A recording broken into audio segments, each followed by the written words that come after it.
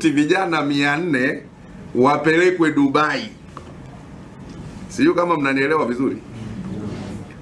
Tena nitajie mwenyewe, mnawaambia kwamba ili afanikiwe kuingia kwenye hiyo system gharama yake ni shilingi ngapi?